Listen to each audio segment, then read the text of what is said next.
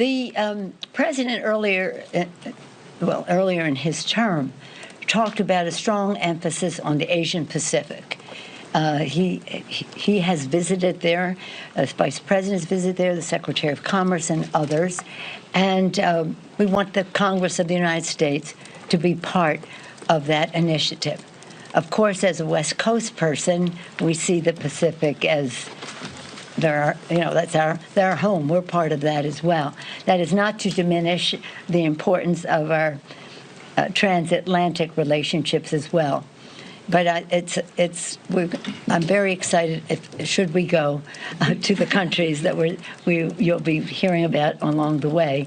Good morning from Belgrade, Serbia. It is 9 o'clock here in Belgrade. Let's talk about some news.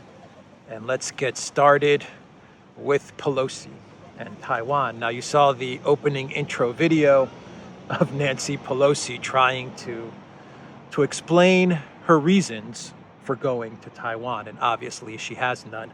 But I actually took that clip from a Tucker Carlson intro that he had last night. And in that intro, he makes a very interesting point when he was drawing parallels between Ukraine and Taiwan, and how the United States, and Tucker Carlson said this, how the United States, the Biden administration, wanted a war in Ukraine and they got it. And now it appears they want a war in Taiwan.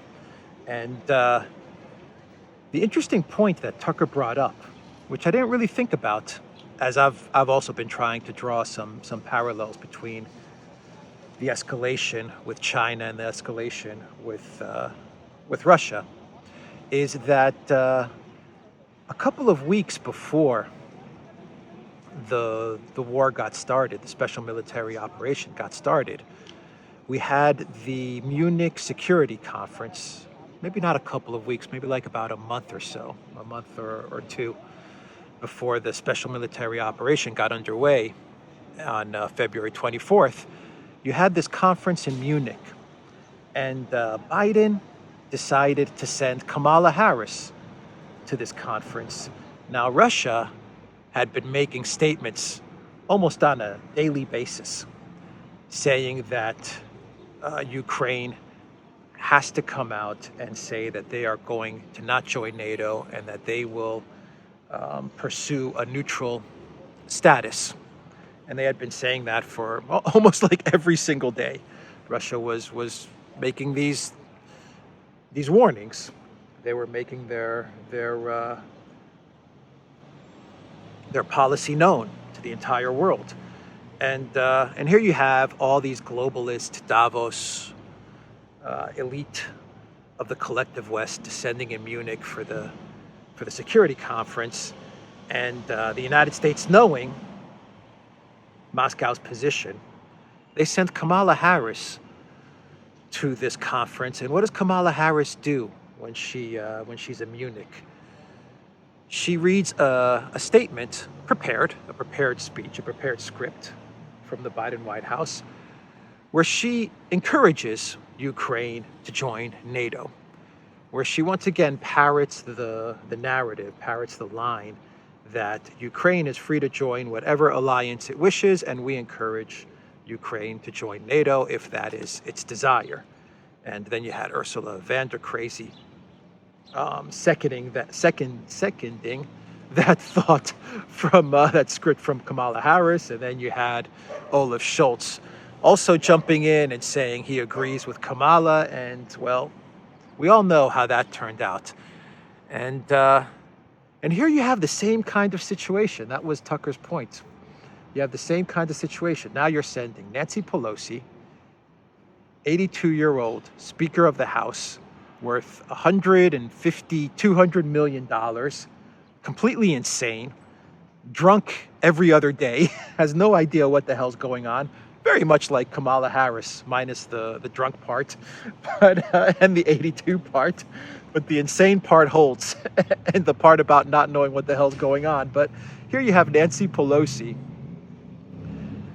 being sent, not making a trip to Taiwan, making a trip to Asia, but being sent by the Biden White House to Taiwan against the policy statements and the warnings of the Chinese. And I just thought those parallels were really interesting. And here we are, Pelosi going to Taiwan in order to escalate and to provoke the Chinese, and to perhaps get a conflict or a war in much the same way that that NATO and the Biden White House got with Russia and Ukraine. But this war would be very, very different, because this would pit China against the U.S. military. There's not going to be that much NATO. There's not going to be that much EU weapons to Taiwan and all of that stuff. You're looking at China v. the USA, maybe sprinkle in some Australia and New Zealand into the mix there, possibly, but that would be about it. And we're going to find out today if Pelosi is indeed going to touch down in Taiwan. The reports are kind of mixed, to be honest. I would say it's more leaning towards the fact that Pelosi is going to be in Taiwan. You're getting reports from Taiwan media, you're getting reports from China media, from Chinese media, that all the preparations have been made.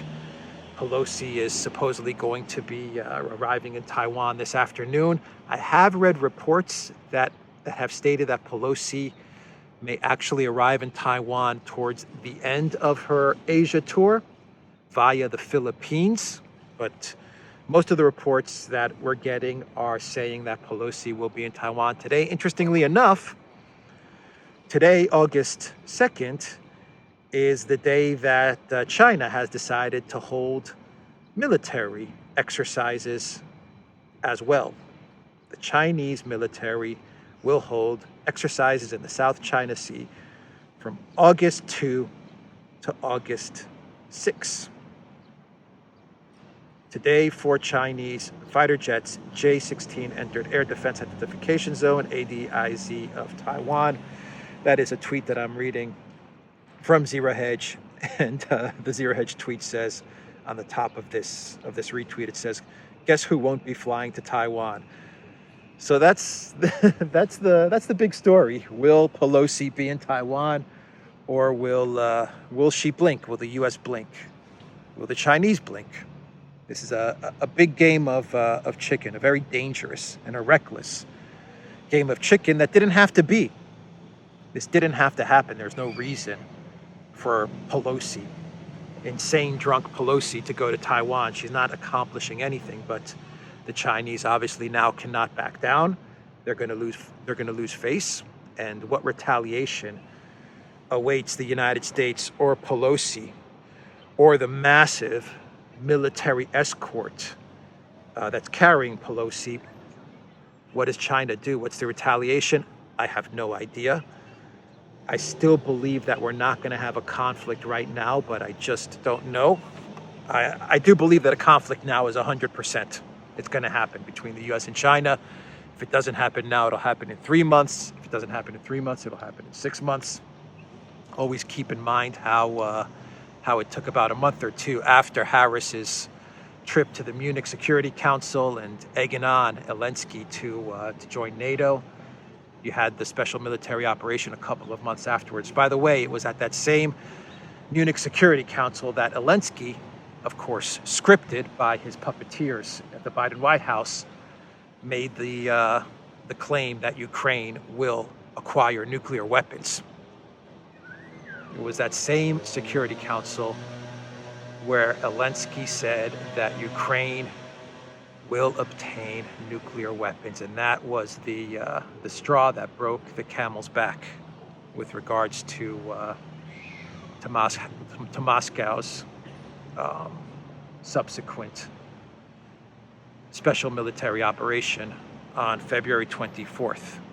And so China can't lose face. The United States now can't back down, it appears. You have the Republicans who are egging on the Biden White House, saying that Pelosi has to go. The Democrats are all on board for World War III because they're all a bunch of neoliberal warmongers. And so here we are. here we are. I still believe it. It is easier for the U.S. to find an excuse than for China to back down. And once again, I don't know what the Chinese retaliation will be. I'm not saying it's going to be a military retaliation, though that's highly probable, but it could be something else. Either way, I still believe that it's easier for the Biden White House to find an off-ramp or to make up some sort of excuse for Pelosi. And Pelosi, I believe her office did come out with a statement, or the Democrats came out with a statement yesterday, which said that Pelosi's trip to Taiwan has not been confirmed or announced, but Pelosi has the right to travel to Taiwan if she wants. That was kind of the statement that I read. It was a tweet that I read, and I think it was from Pelosi's office, that her trip to Taiwan is not 100%. It hasn't been confirmed or announced, but she does have the right to travel there. So that may be an indication of some sort of off-ramp. I don't know. Anyway, I will leave the story there. We will find out today. Possibly we will find out by the time this video goes up. So let's move on now to an update with regards to the situation in Kosovo and Metohija and Serbia and what's going on with the tensions there. Things have been calmed down since the weekend, since the clashes broke out, and the Serbian foreign minister has come out with a statement saying that the situation has calmed down in Kosovo, but according to the Serbian foreign minister, the situation remains fragile. The situation in Kosovo and Metohija has become calmer, but still remains fragile. That is according to the Serbian foreign minister. We have gotten confirmed reports that much of the barricades have been dismantled, and that the authorities in Pristina have decided to delay this documentation scheme that Anthony Blinken pushed them to do.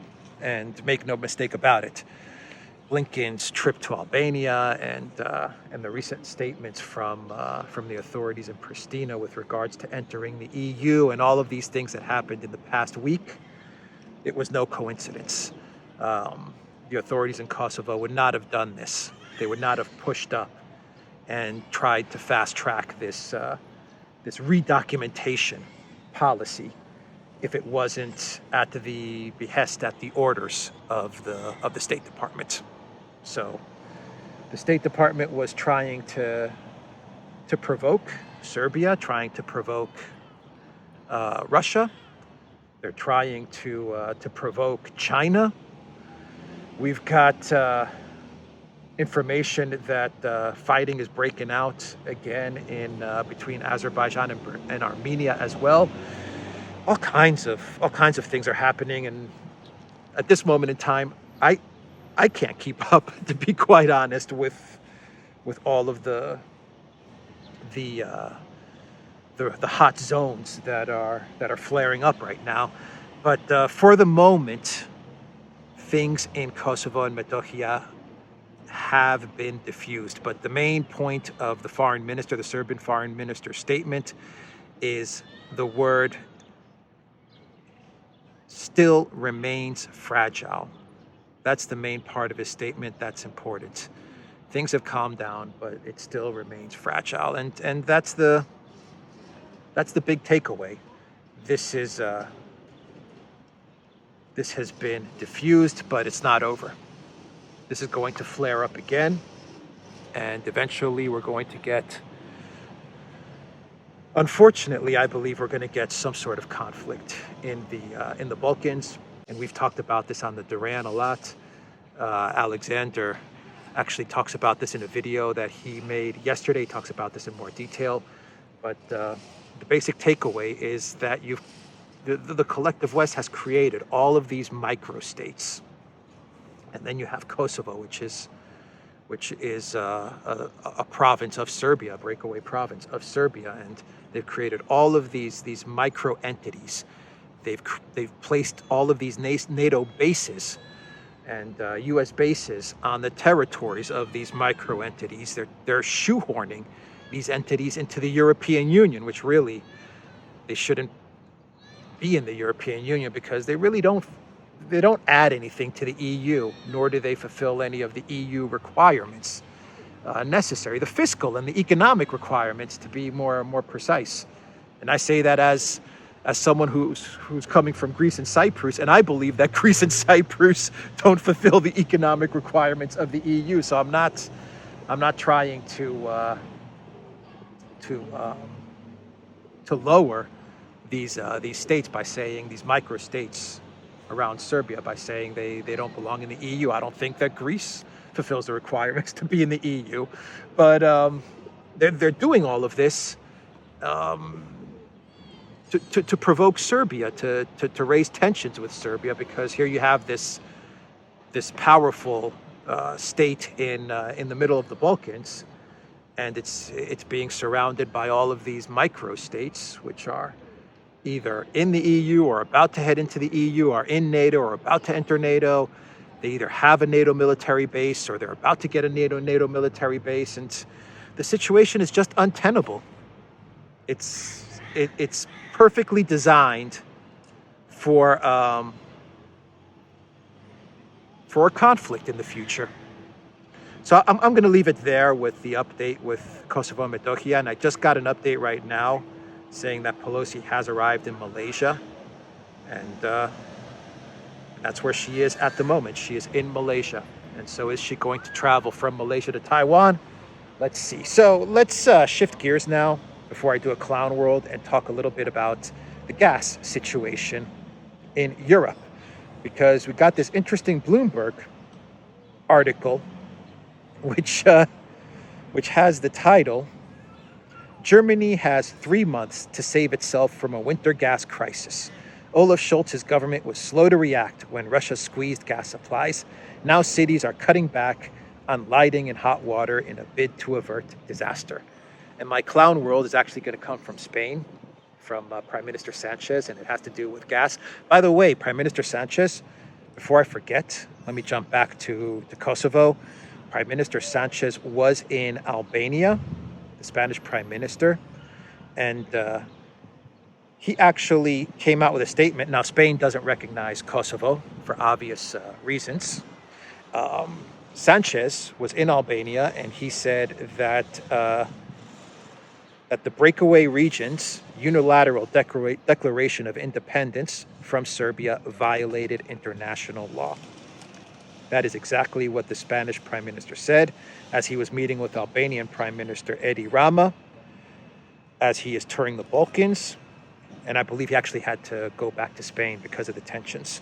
But he was touring the Balkans, and he said, and I quote, "Unilateral declaration of independence in the view of the Spanish government and with respect to the Albanian government was a violation of international law and therefore unacceptable to Madrid."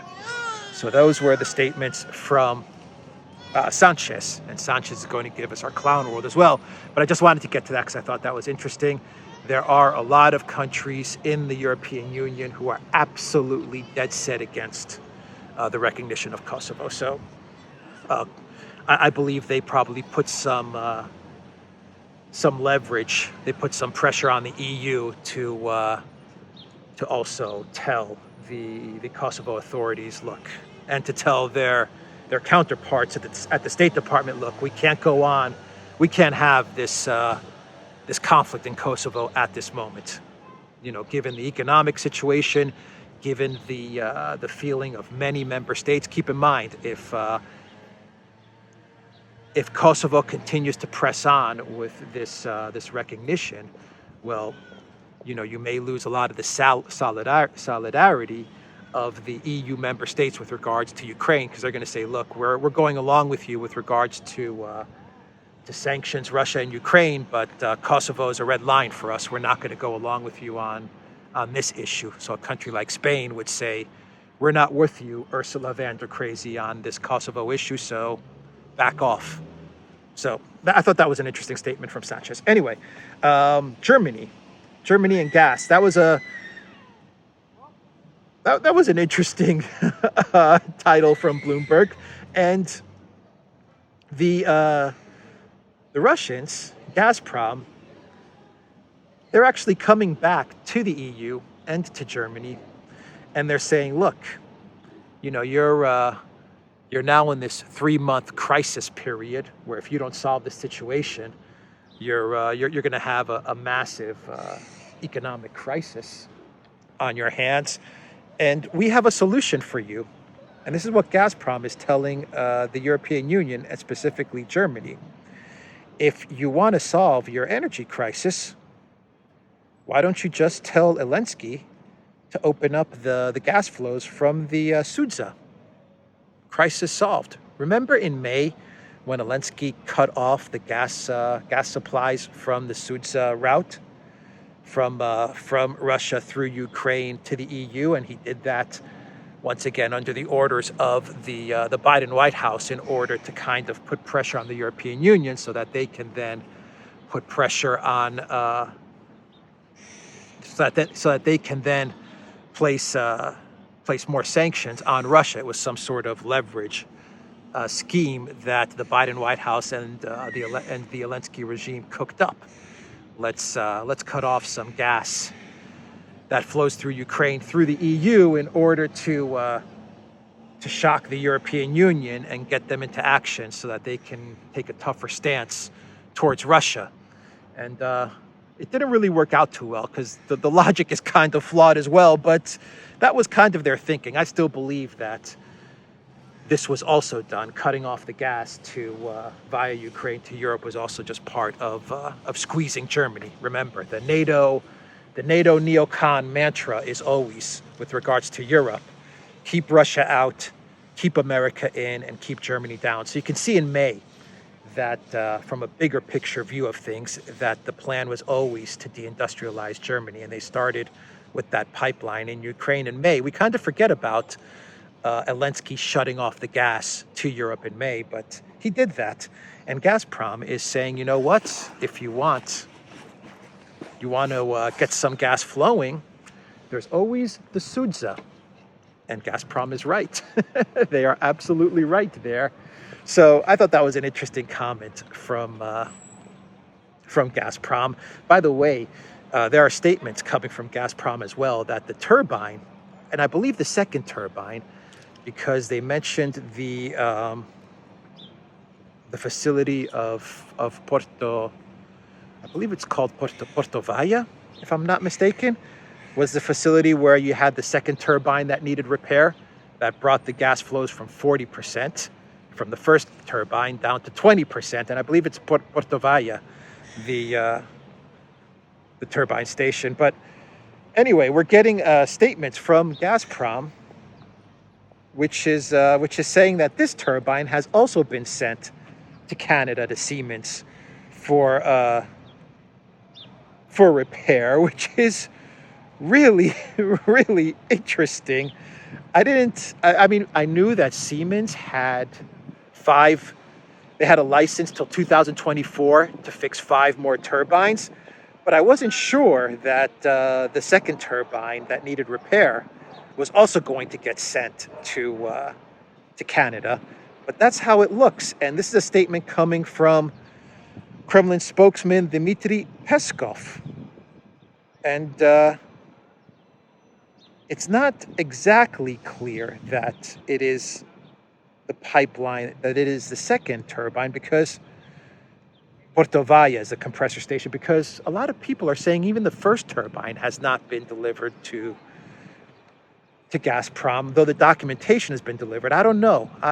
It seems like the first turbine, we really don't have a clear idea if that turbine has been delivered to Gazprom either. But it looks like the second turbine has indeed, from the Porto Valle station, has indeed been sent to Canada.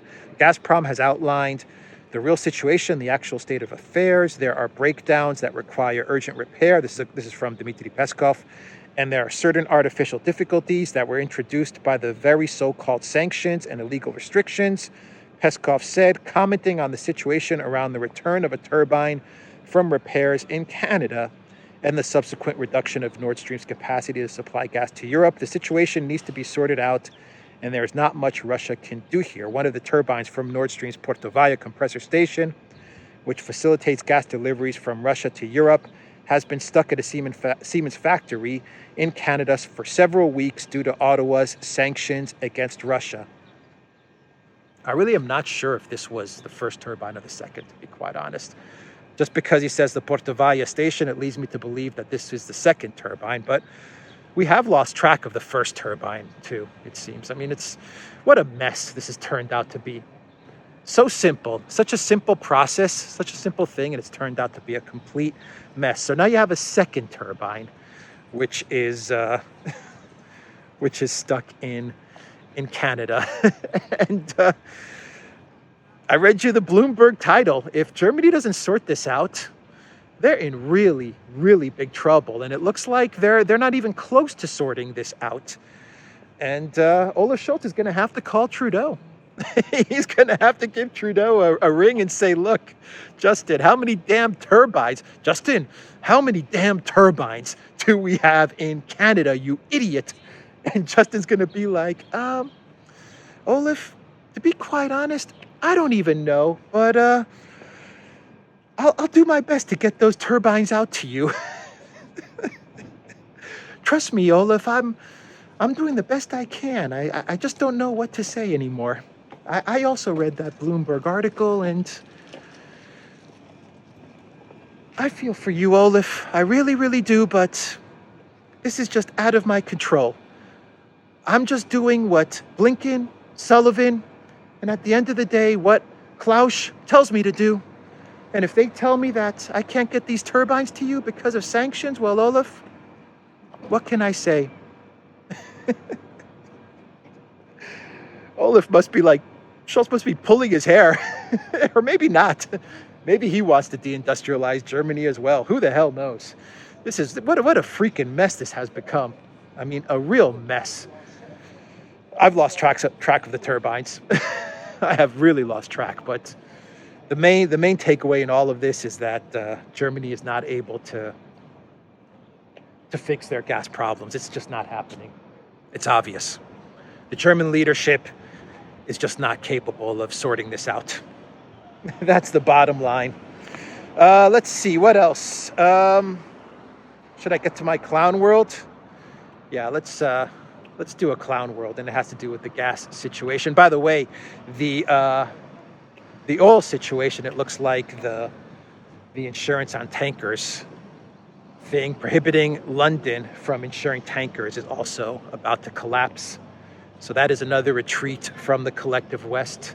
They haven't been able to sanction fertilizer and food. They haven't been able to sanction gas, and now it looks like they won't be able to sanction oil. And they're using the price caps as a kind of cover to roll back on the insurance sanctions. So they're talking about these price caps, which they know no one's going to agree to, and these price caps are going to be the cover to roll back the tanker sanctions. So what Yellen is saying is, let's roll back the tanker sanctions, the tanker insurance sanctions, once we get the price cap in place. And that price cap, everyone knows that no one's going to abide by that price cap. And so that will give them the off-ramp to remove the sanctions on insurance. And this is being reported by the Financial Times as well. So it looks like they're rolling back. They're retreating from their sanctions on Russian oil with regards to tanker insurance.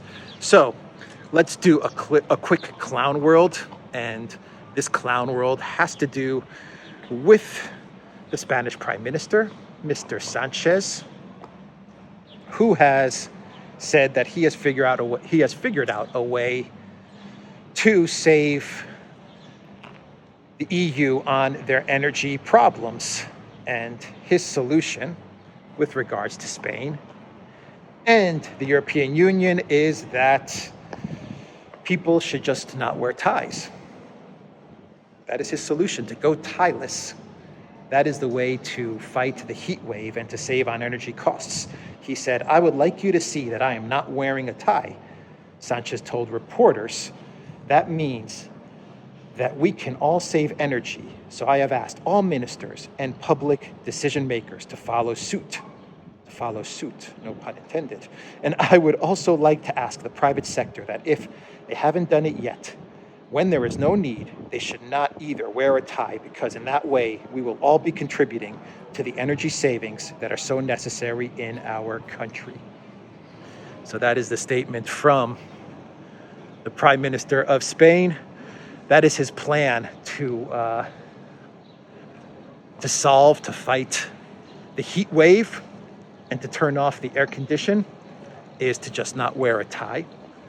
And if that's the plan, well, people should just go to work in Spain in flip-flops and shorts, and then you can save even more energy during the heat wave. Of course, you know, winter is right around the corner, say 2-3 months. So I don't know, what's the plan there? To wear layers of clothes? I guess that's his solution. So go tieless. That is how you'll be able to lower your energy needs, and wear shorts, I guess. Wear shorts. That's the solution, according to the Spanish Prime Minister. And come winter, it's all about wearing those layers when you're indoors. Just layer up. Wear a lot of layers, and that'll save the European Union. Anyway, everybody, that is the video. I am going to end it there. theduran.locals.com. Go to Alexander's channel. Go to the Duran's channel, Rumble, ODYSEE, BitChute, and Telegram. Duran shop, 10% off. Use the code GOODDAY. Take care.